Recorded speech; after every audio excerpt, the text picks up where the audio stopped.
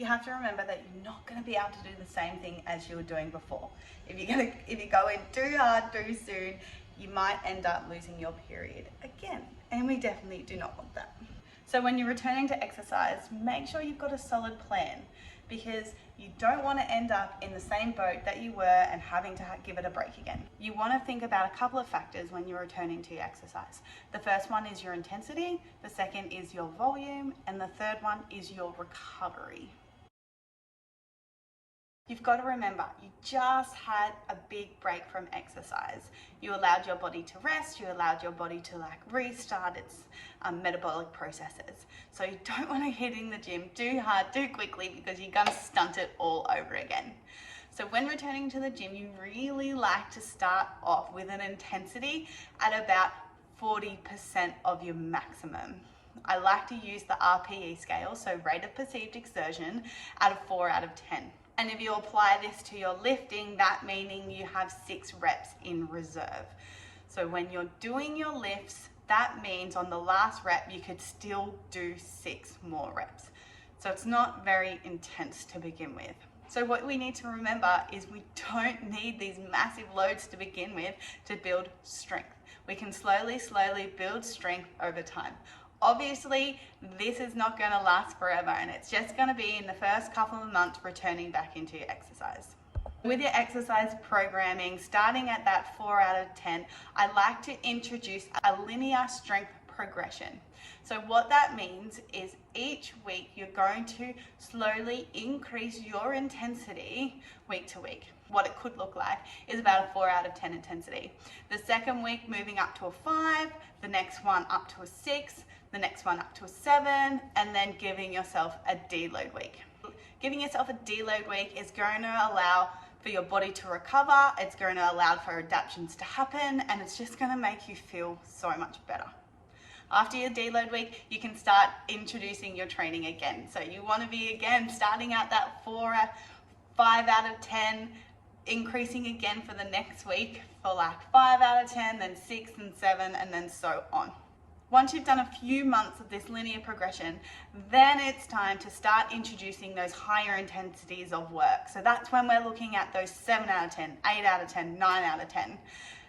Sometimes going to failure, but it's really not that necessary. When it comes to the volume, it really needs to be appropriate to each person. What I like to say is you're going to be training each muscle group twice a week, and then starting at about 5 to 10 sets per muscle group. Full body program. So this is a good way to start hitting those numbers in the gym. I like to recommend starting with just 3 days a week. As I said before, we're going to progressively introduce more training as time goes on. What we want to think about is really mastering our technique in these lighter loads. It really gives us a chance to slow down, get a good mind-muscle connection, ensure we're doing our exercises correctly, and just making sure that we are working through that full range of motion. What we have to remember is when we're returning back to the gym, if the stimulus is too high, then we're not going to be able to recover. Find an appropriate balance of stimulus and recovery to maximize positive adaptations.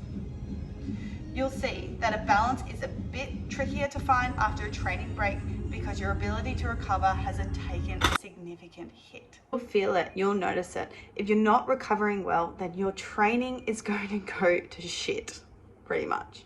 If you're tired, you've got niggling injury, period cycle's not on point. If your libido's down, is your energy down? These are all signs that your recovery is not sufficient. It is seriously underrated, and it's something that more people should be really looking at. Without the recovery, you're not going to have the gains. You're not going to gain strength. You're not going to get improvement in your training at all. Another good thing through this is to really try and track your cycle. Try and track your cycle and make sure your training stimulus is in line with it. So you want your exercise programming to match the phase of your cycle. So the first half of your cycle is when you're going to be able to train the best. Then towards your period is when you want to be implementing those deloads. So making sure you're starting those new programs on the week of or week after your period to make sure that your energy levels are good, making sure that you're ready to train. Non-negotiables when going back to exercise is 1, not going too hard too quickly. 2, making sure you're progressively increasing your training as time goes on. 3, making sure you're eating enough to support your training. Please, please, please make sure you're eating enough, you're fueling your workouts, you're having a good quality post-workout meal. You want to be slipping into any of those micro deficits of when our body feels unsafe again. So making sure you are eating enough. You're not using your exercise to burn off your food. Give yourself time to adapt to your new stimulus again. Guys, if you're unsure about introducing exercise into your routine again, and if you have and then your periods have become lengthier again, I advise you to seek professional help. We are trained in the area to look at your lifestyle, to look at your ability, to look at your training age, to look at your posture, your range of motion, what you look like during your exercises. Have someone tailor you a plan to get back into exercise safely, because without that guidance, you're going to be like, oh, what's good? What do I do? I don't know. Seek out professional help if you're unsure, and please make sure it's somebody who knows about hypothalamic amenorrhea. I have had online coaches before, and they give me I tell them that, yeah, I want to change my body composition. So what do? They put me on a drastic calorie deficit and they get me training 5 days in the gym.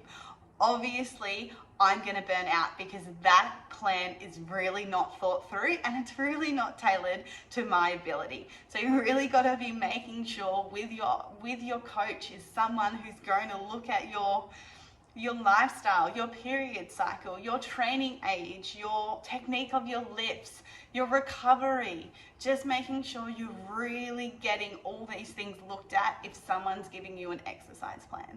My personal experience at the moment now in returning back to exercise has been really good, and I've been really enjoying it. I've been really listening to my body, taking a break when I need to, and then pushing a little bit harder when I know I can. So I reintroduced exercise straight after my first period. I went back to the gym and I started with 3 days a week. Like I said, I started with that intensity at about 4 out of 10. I stayed there for a couple of weeks during my first program. So for the first 3 weeks, it was a 4 and a 5 out of 10 intensity. I then pushed it up to a 6, and then I had a deload week. And then I got my period.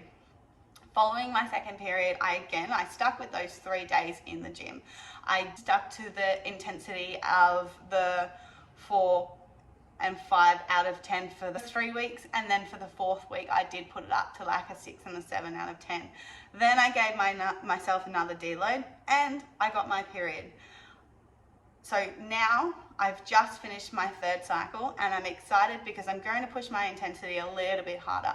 This week I'm still starting at a 5 out of 10, but I'll probably jump up to a 6 the following week, a 7 the following week, and then maybe even pushing an 8 the next week. So I've linearly progressed my intensity over the time with my cycles. I'm making sure I'm deloading the week before my period because that's when my energy drops and that's when I feel really shit.